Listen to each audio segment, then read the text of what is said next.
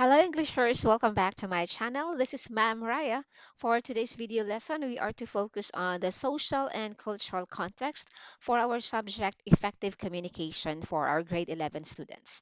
Okay, knowing that context has already been defined for our previous lesson, so it is the environment where communication takes place. And for this lesson, we are to understand the other ways how we can understand other culture around us. Okay, so we are to engage or have a communication to different people with different beliefs from what we have. Okay, so let's define cultural communication first. It is the use of language and other communicative tools to carry out the activities and commitments of particular groups. So there is a focus group that you are to understand, the way they communicate, the way they execute their hand gestures, their body movements. Okay, and in that way, if you are have already focused on the particular group, or if you have already understood the way they communicate, it would also be great. Okay, for intercultural communication this time, it does not just involve one particular group, but already different groups. Okay, that you have to adjust. Okay, so that makes it intercultural communication. Okay, so say for example, in one of your, for your set of group, maybe you have common denominator. That's why you are friends. Okay, that's your group. However, you also have to deal with people around you. So there are other group of friends around you. So they have their way of expressing themselves. And you also have to understand them. You also have to respect their way. Okay, just like they understand your way. Okay. So we have here to engage in intercultural communication. Participants should essentially understand the concept of self-awareness. Okay, so we can apply the saying that would have they have what they said, do not do unto others what you don't want others to do unto you. So self-reflection. Okay, so very simple, actually. Okay, so here we have social communication. It's the way people use language, gestures, facial expressions, and body language to interact with others in everyday situations.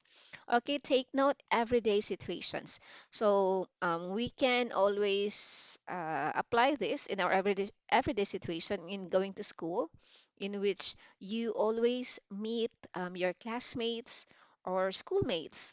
Okay, so how do you communicate with them? Okay, socialize with other people. Okay, so the moment that you decided to go to school, that you will go to school, that's already a sign that you are to interact with other people because you will go out in your house. Okay, so school is a massive location or area for you to communicate. Okay, so you are expected to meet a lot of people in school. Okay, so how should you project yourself that you can be accommodating, okay, to others? You don't look like maybe they would say you're not that approachable. Okay, so as they said, we always have to be nice to people that we meet, okay, especially if we don't know them and they don't know us. So we still have to be nice, okay, because you don't know, yeah, the people around you. So always be nice. Okay, for cultural communication, it's the way people share information, ideas, and values based on their cultural background.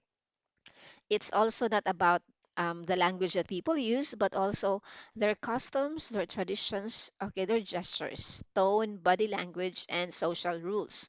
There are a lot of things that separate you from other people. And one of those, how you are raised, okay, by your parents, okay, by yeah, the family around you, okay, that your values would also differ from one another.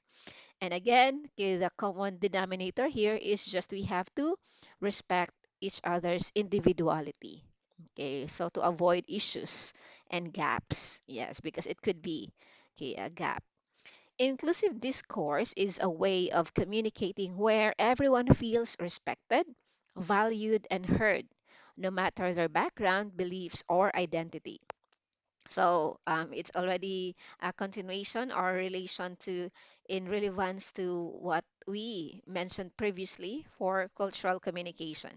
Okay, so we have to accept, we have to understand other people's culture. Okay, so we are actually aware that there are many beliefs, many culture in our surroundings. So we just have to accept them. They have to be part of the environment. Okay, so inclusivity, acceptance of how other people feel. Okay, we also have to respect.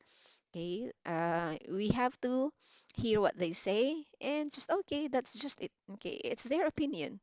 And do not take it personally because it was just their opinion. And you want to express, you want to hear what others say about a certain situation. Okay, for ethical discourse here, still about communication, but it has something to do with ethics, as mentioned. Yeah, so your honesty, how you behave, how you respect others, okay, how you deal with others. Okay, so expressing ideas and opinions in a way that does not harm others and is guided by moral values. So, you are how you are raised by your parents or your family actually reflect on how you also deal with other people. Mm. So that's why commonly in your when you have something, maybe argument with your friends or classmates, we cannot control the statement in which they will just tell you or ask you, is that how you're raised by your family? Is that how you're raised by your parents? Okay, so it's already a question of ethics, how your family raised you, or what kind of family dynamics you have. Why are you acting that way? So it's part of the consideration. Okay, so you have to have ethics. Okay. So here we have to recognize, okay, the attitudes, the assumptions, and perspectives of the person who is talking, okay, because it helps the audience or the people in the environment understand the message that you want to deliver. And also the kind of response that you are expecting. Okay, so there has to be an appropriate response. If as a speaker, yes, you are also appropriate with your words. Okay, I hope you got it there. It's very simple. Okay, so communication as a social context. Okay, the activity we have in producing, transmitting, and receiving meaningful symbolic messages in an environment such as schools, churches, or any social gathering is still communication. And again, okay, so we have to take note that we always have to be kind and nice with our words when talking to other people. So that's it for our lesson one here for quarter two of effective communication. Thank you and enjoy learning Englishers. Bye for now.